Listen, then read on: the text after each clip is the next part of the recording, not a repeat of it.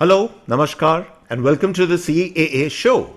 CAA, as all of you know, is Conversations and Analysis, and my name is Juggi Bhasin.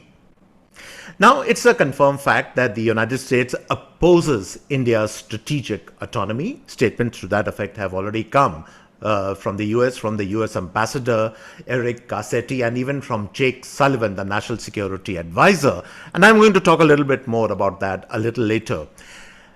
It is a confirmed fact. Let me first describe to you the state of our relationship with the United States and even with Russia. It's a bit of a strange triangle by giving you a very offbeat, a very interesting example. I hope that I'm not going to sound sexist by giving this particular example, because once I tell you that example, I think you might have heard about it in a different context, maybe in a different time. But let me still give you this example because it aptly sums up the state of relationship between these three countries.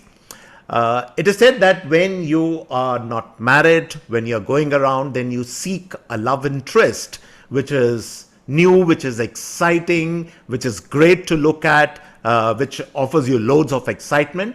But when you settle down in marriage, then you prefer staid, sober, mature kind of a partner. This, to my mind, aptly describes the relationship between these three countries. And no prizes for guessing. Our relationship with the United States has always been these short, intense love affairs. Take a mind back to last year, to June 2023, when the Prime Minister visited Washington and met President Biden. And at that time, the bonhomie was so great, and it felt as if India-US relation, this was the most important relationship in the world, and nothing could go wrong. But it did start going wrong immediately after the G20 summit. If you take your mind back, all kinds of accusations were made on both sides.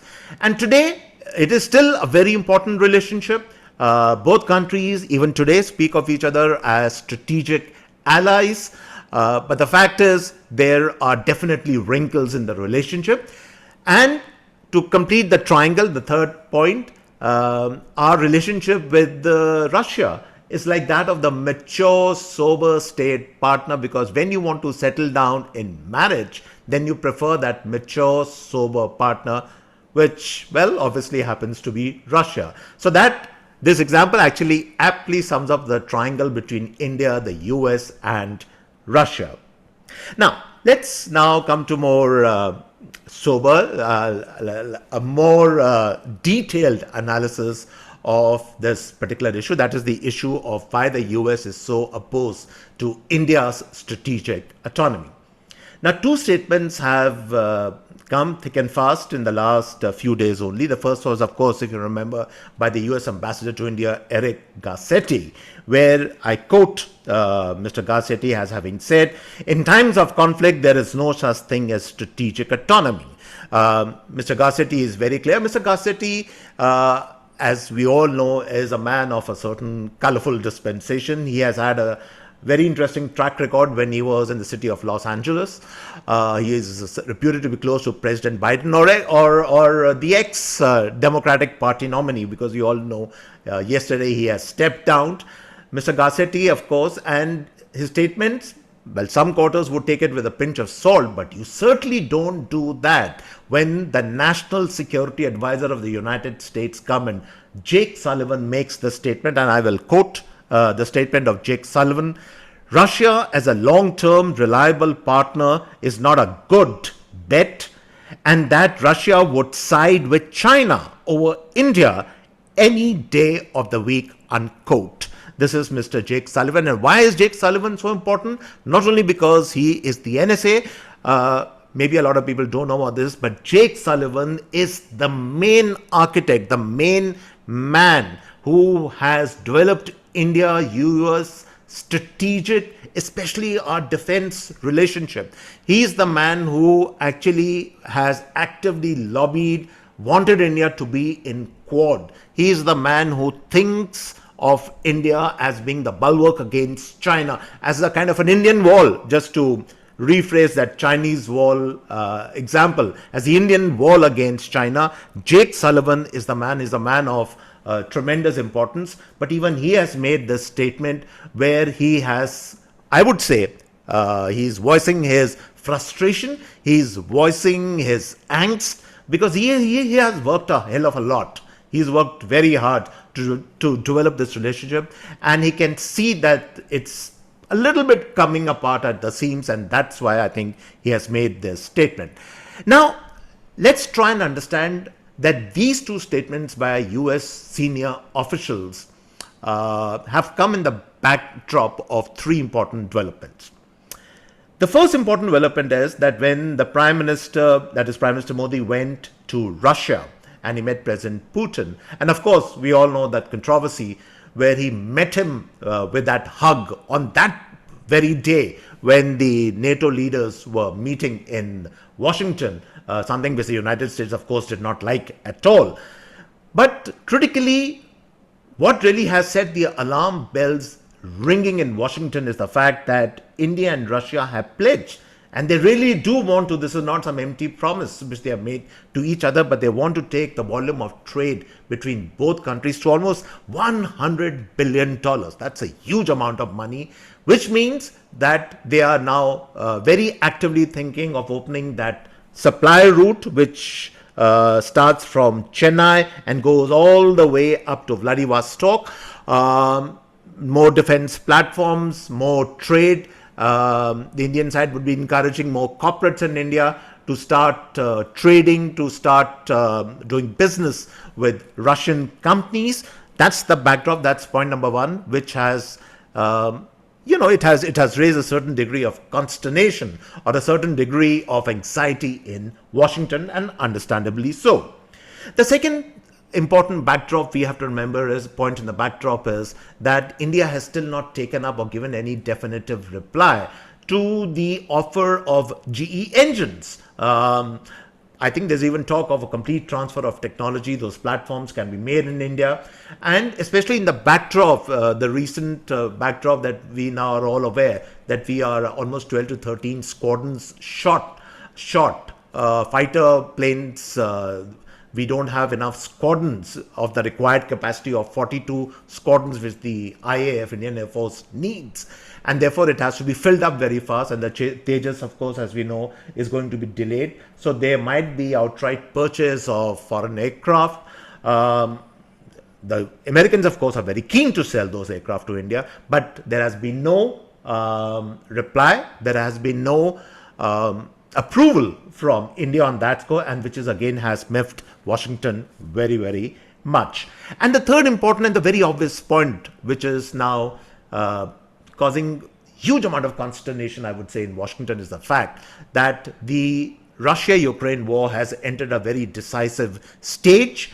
By all accounts, objectively, this is not the American point of view, certainly they don't admit to this, but from a very objective point of view, it's now very clear that Ukraine has all but lost the war. There has been huge losses on the battlefield, men, equipment.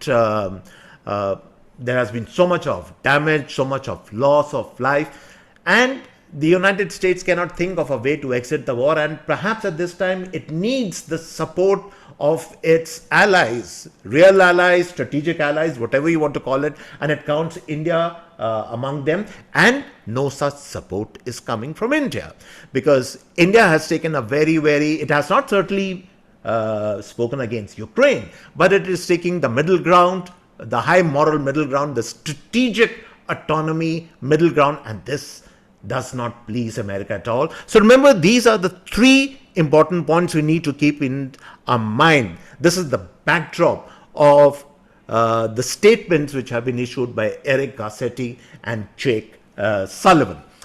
Now, at this point, we have to ask ourselves the question that why should America be so concerned about Indian autonomy or strategic autonomy? After all, these statements have come from the highest quarters. And now please keep in mind the fact that Mr. Biden is almost like for the next 5 or 6 months, he will almost be like a lame duck president. The emphasis now would be on the new Democratic nominee who would be elected, I'm sure, very soon, whether it is Kamala Harris, whoever it is. There's a possibility Mr. Trump, after that assassination bid, he is becoming very popular. His administration might come back. So all kinds of new developments are taking place even on the US front. So keep that in. So we need to keep that in mind. Now, why, again, let's come back to the question that why would America be so concerned about us losing our strategic autonomy and siding with the US, especially given the fact that after independence, for a large part of all these years, all these decades, America, to a certain degree, has actually ignored us. Okay? It's only now in the last few years that America has sat up and taken notice, and now it really wants India in its corner. What has changed? And I'll explain to you what has changed. You see, this is more than 15-20 years back, and the geostrategic importance of Pakistan was, in this part of the world, was paramount to America. And that geostrategic importance was not so much because the Pakistanis had, at various times, they had offered their bases for American fighter planes and all other kinds of things which the Pakistanis used to do for the Americans, but because of Afghanistan. Because Afghanistan was perhaps the most geostrategically important country in this entire region, and to a certain extent was a gateway to Central Asia and then onwards towards Russia. So Pakistan was critically important, but after the collapse after the complete changeover, all the exit of the American troops from Afghanistan, the loss of the geostrategic importance, and then the complete almost economic wipeout which we have been witnessing and seeing, all of us, in Pakistan, the geostrategic Pakistan has been reduced to a minimum for the Americans, while at the same time the geostrategic importance of India has gone up exponentially. And if I were to say at this point in time, forget Ukraine, forget Europe, forget Taiwan also, perhaps India would be perhaps the most important geostrategic country for the United States at this point in time. And the reason for that is very simple. It's because of our positioning at that time, because of two other developments which have happened, and let me explain those developments first. That America used to ignore us, as I said, because of the geostrategic and its tie-up with Pakistan, but also the fact that we were mired in this hardcore socialism for decades and decades under so many prime ministers, till, of course, things started changing in UPA 1. Give credit to Dr. Manmohan Singh for doing that. But especially in the last 10 years under the Modi dispensation, we are looking out more, absolutely looking out. We are now globalized. We are a globalized economy. We are also developing into an export economy, into a defense exporter, but we are doing our growth rate, of course, is the envy of the world, the fastest, the highest growth rate in the world. It's a great market. It's a big market, unlike the Chinese market, which is where still nobody is very sure of the exact numbers which come out from the data.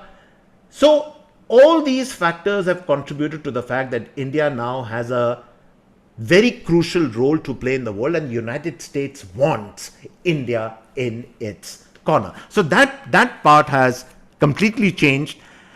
And also why America wants us to let go of the strategic autonomy is there's another reason which hasn't been discussed all that much. If you look around the world, then you'll find that the Americans have been very successful in Americanizing other democratic Asian major economies. And which are these major nations which I'm talking about? They're obviously South Korea, Japan, even Philippines, and certainly Taiwan. These are all democracies. These are all Asian countries, and they've all been, to a large extent, Americanized. Therefore, they are under the American influence, and they are certainly in America's corner.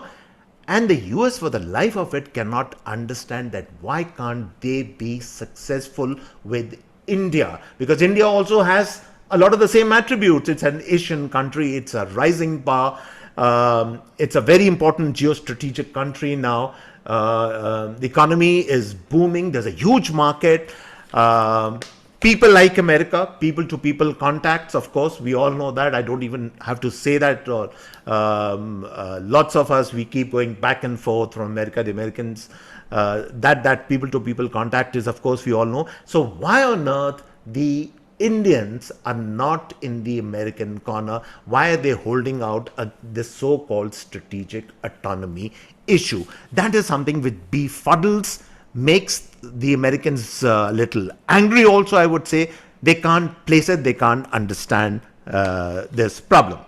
Now, I'm making all these points because I wanted to park all these points in your mind, because when I'll come to my conclusion of what's really plaguing Indo-US ties. Now, let's talk a little bit about these are all aspirations. These are American aspirations for India. India obviously has certain aspirations from America also. And I'm going to talk a little bit about that now. See, we should not, even though, as I said, and I gave you the example in the beginning, that we have a very mature, settled, almost like an old marriage kind of relationship with Russia, which I don't see changing at all. This will continue for decades, I think. The Americans also do matter to us. And let me place on record 2 or 3 important things. Why do they matter to us? Let's first talk of practicalities. I have spoken a little bit about the people-to-people contact. The people-to-people contact is because American universities, American workplaces are still places of aspiration for a lot of Indians who go out there, who work there. They probably settle down in the US or they want to come back. But certainly a lot of them send back a lot of money back home. Billions of dollars that way come back to India. India is a recipient of that. So it's very important for us. The second important thing is that America also is probably our first or second largest trading partner. The relation, it keeps going between 1 and 2. Sometimes China becomes our biggest trading partner, sometimes America. But the trade is worth almost more than $150 billion, which is like huge. And we export all kinds of things to the United States. I have a list with me. We export diamonds, medical appliances, jewelry, agricultural products, refined petroleum also. Amazing. That same petrol which we get from Russia, and we refine it and we sell it back. Rice, textiles. There are so many items. And please remember, for any country to progress well, any country to become a developed nation from a developing country, it has to a large extent, also be an export economy. And therefore, our relationship with the Americans is extremely critical. It is very vital. We cannot overlook it. And as I said, people-to-people contact, that of course is very, very important. So park this thought also in your mind. The trade relationship with India is very important. Number 2, and that is also very critical now, the defense relationship is also very, very big. See, we have major defense platforms, American platforms in India. For instance, just to give you a couple of examples, like the heavy lift transport planes, the C-130s, the Hercules planes. These are like the workhorses of the IAF in terms of ferrying of troops, equipment, all across. These are wonderful planes. So we have this tie-up with the Americans. Then things like the Apache helicopters, state-of-the-art, some of the best helicopters which you could find anywhere in the world. And now there's talk of getting systems like the Striker carrier, which carries troops, equipment in frontline areas. And then, of course, let's not forget the Predator drones. I had in an earlier podcast said that these Predator drones had the capability of fulfilling so many different objectives of the Indian establishment in terms of surveillance, in terms of counterinsurgency, in terms of eliminating enemy targets. So these are all wonderful, high-tech, state-of-the-art, some of the best equipment in the world. US defense equipment, which we need. That's also a very critical component of the relationship with the US. Now let's come to the problem areas. Currently, at the moment, the Indian government, and of course there had not been too many official comments about it, these are things which you read between the lines, but the Indian government is definitely miffed with the United States. And why are they miffed? See, I give you the example of June 2023 when Modi visited Washington and he met President Biden and there was great bonhoming. And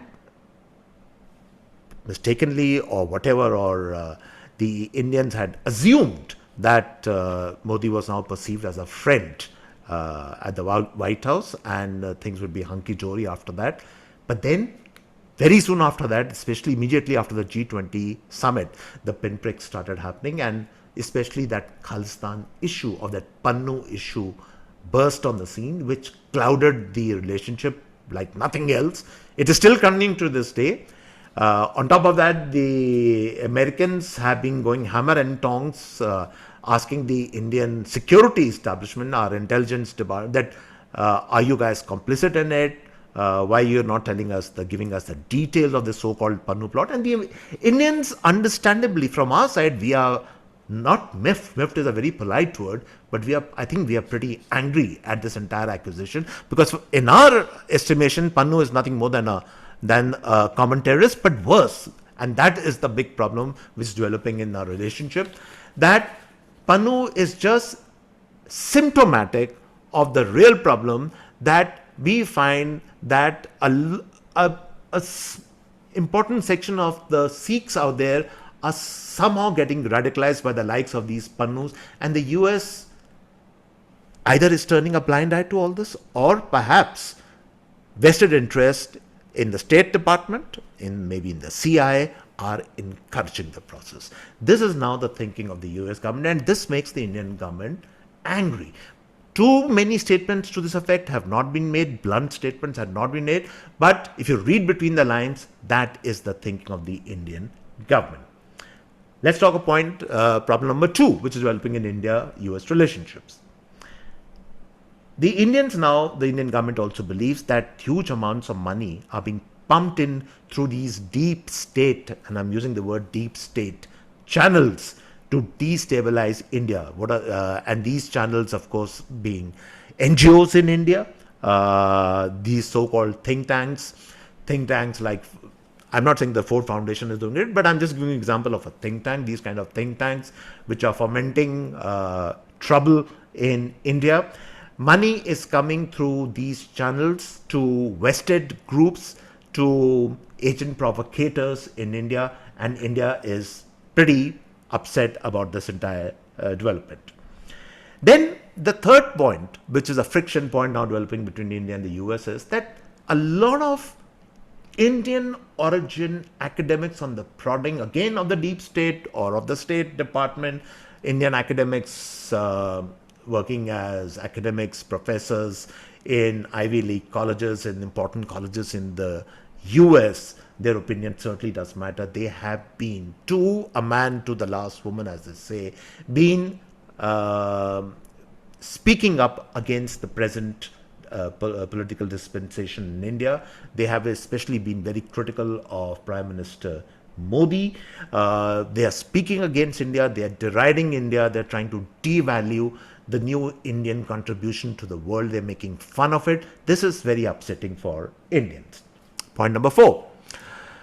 There's a body in the US, in the State Department, which is known as USCIRF, which stands for the US Commission on International Religious Freedom. Now, this body has become like, it's not a Trojan horse, it's like completely in the open. This body works round the year. It is working in the State Department. It's an official body. It is manned by the most virulent anti-India people. A lot of these worthies are from what we call Pakistan-occupied Kashmir, people of Kashmiri from that side descent. They are completely against India. They, year after year, bring out reports which criticize so-called religious freedom in India, which are critical of our religious harmony, which question our democratic processes, which question the leeway given to minorities into India. And India is very upset about it because India has trashed these allegations many times. But again, the USCIRF has again and again come out with these reports. It is unrelenting. Now I come to point number 5, which to my mind is one of the most important points of the cause of friction between India and the US.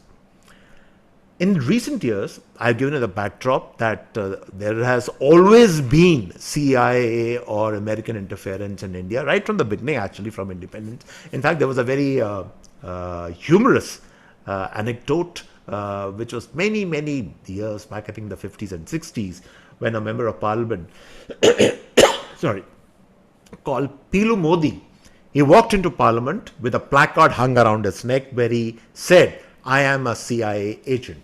And why he did that was because at that time there were these rumors all around in the national capital that the bureaucracy, even the cabinet, was riddled with plans of the US government, which to some extent now, as more and more research is being done, probably was true. The US had people on its payroll in many capacities in India, both in the bureaucracy and in the administration. So US interference in India is not a new thing. It's a very age-old thing. And I said it has seen its ebbs and lows. It was obviously a low when India has lost its strategic importance because of the importance of Pakistan. I'm talking of the 60s, 70s, and even the 80s to that extent. But all that has been changing now. But the point which I'm going to make today is a very important point, that by and large, the bureaucracy in the United States, and there are elements of bureaucracy which we call the deep state, also State Department, etc. But by and large, the bureaucracy in the US is quite opposed to India.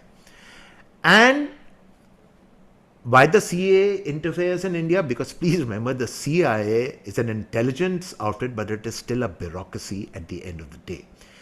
And in that respect, the US bureaucracy is to some extent very similar to the UK, that is the United Kingdom bureaucracy. Just to give an example, Rishi Sunak is no longer there as the Prime Minister, and he tried his best to improve relations between India and the UK. But I think he was stymied, as they say. He was stopped in his track again by the bureaucracy of UK, which again is very much anti-Indian. Now, what also happens, this is a very peculiar thing which happens when the Democrats come to power. When they are in power, the Democratic Party, the Democratic administration, by its very nature, by its very what we call coda or its very DNA, relies on the bureaucracy. It gives huge importance to the bureaucracy. Unlike the Republicans, which are quite anti-bureaucratic, and therefore our relationship sometimes with the Republicans is a little better than with the Democrats. But the Democrats rely on the bureaucracy, and the bureaucracy ill-advises, even though I am pretty sure at the top level, people like now President Biden, Jake Sullivan, all these people, they all have been, I would say they are friends of India. They genuinely want a good relationship with India, but the bureaucracy comes in the way, it puts up hurdles in the way, and the USCIRF is a prime example of how malicious, of how malignant this bureaucracy can be when it comes to vis-a-vis India. So therefore, especially in the democratic dispensation, the bureaucracy becomes hyperactive, and its DNA, even today, after all these decades, generations after generation, it is still very much anti-Indian. Then they interfere in communities. Now it's a fact. They have been interfering, for instance, in the Kuki ethnic minority unrest in Manipur. They encourage these missionary activities, which has not gone unnoticed in India. The Indian government certainly doesn't like it. That's another cause of problems with the US. And let me then give you a final point, which is again a point which I don't know why people don't understand this or don't talk too much about this. What India finds completely befuddling about the US is that, in a certain sense, both India and the United States have emerged from the same set of problems. The US shook off British rule and gained their independence. We did the same. And why is it that the US doesn't understand that for a people which had been under a colonial rule, under a colonial mindset, value their independence, value their strategic autonomy? They don't want to be aligned to anyone, even if it's the US, which is still, I believe, the biggest practitioner, the best practitioner of democracy in the world. But even then, why should we be? That is what befuddles India about the US. That why doesn't the US understand it? We are all coming actually in a certain sense from the same stock. We were both under this colonial rule. We have come out of it. Respect our independence. But the US, no, it just wants India in its corner. And that is what irritates India constantly about the US. So this, I think, hopefully should sum up for you the state of India-US relationship. But I'll tell you in conclusion now at the end of the podcast 2 or 3 important developments which have happened, which could again change the course of India-US relationship. And all this talk of strategic autonomy, the US the opposition to it, where will it go? We will see about that. The first development, of course, is, as is now common knowledge, as everybody knows, that President Biden is no longer going to be the Democratic nominee. But assuming if the Democrats win in the upcoming presidential elections, so it would either have to be Kamala Harris or it would have to be some other Democratic nominee, probably the governor of California. I don't know. Let's see. The Democratic Party will decide. But I don't think so it'll get any better. It probably might just get a little bit worse for the India-US relationship if the Democratic Party comes back again. Because Kamala Harris, again, is not somebody who actually inspires a lot of confidence in India. And I'm being honest about it. She, as a lot of people criticize her, that she assumes her Indian identity when she needs it, but that is not an identity which she wears in public. She has actually very subtly criticized India in the past. So not too many hopes are pinned on Kamala Harris, assuming if she becomes the next president. If the Republicans come to power, if President Trump comes to power, and of course we know about the fact that Mr. Modi and President Trump had enjoyed rapport, they had a good relationship. But if Trump comes back to power, there's no question about it, Trump is coming with an agenda. It is an anti-global agenda. He wants to actually, for him, the pet agenda is to stop this globalization process. So how will it impact India? Especially now it's India's section of its export economy. What kind of tariffs will go off for Indian products going to the US? All that is an answer which is still blowing in the wind. We don't know. But again, there are apprehensions on that quarter also. So that's one big change which is already in the works. The second important thing is that in the current elections, we have been very miffed, that is the general elections in India, we have been very miffed to the United States because, and again, these are statements you have to read between the lines. This has not been clearly spelled by Indian spokespersons. But the message is very clear that the Indians are very unhappy that the US has been interfered in Indian elections via the route of the tech platforms, through the route of Meta, WhatsApp, YouTube, social media handlers with loyalties in the US, Germany and other places have played havoc in this respect. They have carried the US agenda. A lot of this fake stuff has been in circulation. And why has Meta not done too much about it? And are these tech platforms being galvanized or being used to build a narrative against the Indian government? Now, these are troubling thoughts for the Indian government. So this is the new development, of course, which has happened. Then, The last point, and this is a very important point, another big change which has happened is, as I said, we already have a relationship with the US in terms of defense platforms, and they are certainly among the best. But this 2 year the Russia-Ukraine war has brought new truths to the front. A new awareness has come. There is now a reassessment going on about a lot of things. And what is this reassessment about? The reassessment is about the Russian platforms. You heard me correct. What the Russians have now shown to the world is, and again, these are reports you will not get in the Western media, but these are, you have to systematically search for these reports, and they come out and you understand what really is happening is, the Russian platforms have targeted American platforms in this war with comparative ease, with superiority, and with deadly effectiveness. Number of these high-tech, world-wanted Abraham tanks have been destroyed. The HIMARS defense platform has been affected, but not particularly so against Russia. The munitions, the shells, the Leopard tanks from Germany, the Challenger tanks from Britain, all these have been destroyed by the Russians. But more significantly, Kiev today has no defense. It's what we call the Patriot defense systems. They have been obliterated by the Russians. The Russians have picked on these the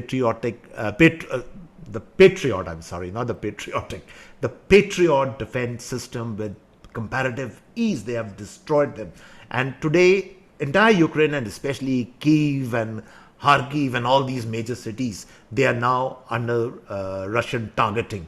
The Russians target them with relatively ease. In the port of Odessa, for instance, so many strikes have happened. The short point I'm making is that there was this perception that the Russian weaponry was far inferior to American weaponry, which still might be true. But in war, the effectiveness of the Russian weaponry, the upscaling of the Russian weaponry, and how they have very effectively done their missile deployment, that is now causing, I think, a rethink in the Indian defense establishment, that maybe Russian weapons, which are definitely far, far more cheaper than American weapons, are actually perhaps the right thing for India. And maybe that could also be the reason why we have still not given the go-ahead to the GE jet engines. And there is now talk that India could be looking at, the Russians have already offered to us their new advanced defense platforms like the Super Sukhois. We already have a number of Sukhoi squadrons in the Indian Air Force, but the Super Sukhois are like among the best of the best in the world. So there is this reassessment also going on. And I come back to the example which I gave right in the beginning of the podcast. No question about it, we are still in a marriage with Russia. This is the old, sober, perhaps mature state partner. Always exciting times with America. That is our intense, short love affairs with America. But even this love affair now, there are, as we say, there is cheating in this love affair, because Americans think, oh, why should you be looking at the Russians? But we certainly always do look at Russia, because a generation of Indians have grown up believing that Russia is a true friend. They came to our support. If you remember, in 1971, when the US 7th Fleet was at India's doorstep at the Bay of Bengal, and Russian submarines were chasing them, and that was the reason why the 7th Fleet turned back. Even in the present day and age, Eric Garcetti's statements have upset a lot of Indians. They have found a kind of a warning, a kind of a prescriptive warning coming from the US, which India doesn't like. India is not some, small power. India is a major power in that sense. So all kinds of new permutation and combinations are in the work. This is a space we'll have to watch out for. One thing is very clear, be it the Democrats or I'm sure even the Republicans, they certainly don't like our so-called strategic autonomy, as they keep saying, but we are sticking by it. We are also sticking with Russia as a tried and tested friend. Let's see the future. We keep having these short, intense, very lovable, exciting love affairs with the US. I hope that continues because I certainly like the US. But one has to keep into mind the overall dimensions and the security concerns and the interests of India at heart. And when it comes to that, then it's a different ball game altogether. And so on this note, I come to the end of this podcast. Hope you really like this particular podcast. And if you like my show, please do subscribe to my show. I keep repeating to people, subscribe to my show. There's a red button on your screen. Click on that screen, subscribe to my show. Give me likes. I also like any kid. A like is like you give ice cream to somebody. It brings a smile on your face. It brings a smile to my face also when people like my podcast. Please do like my podcast. And so on this note, it's goodbye and cheers from my end.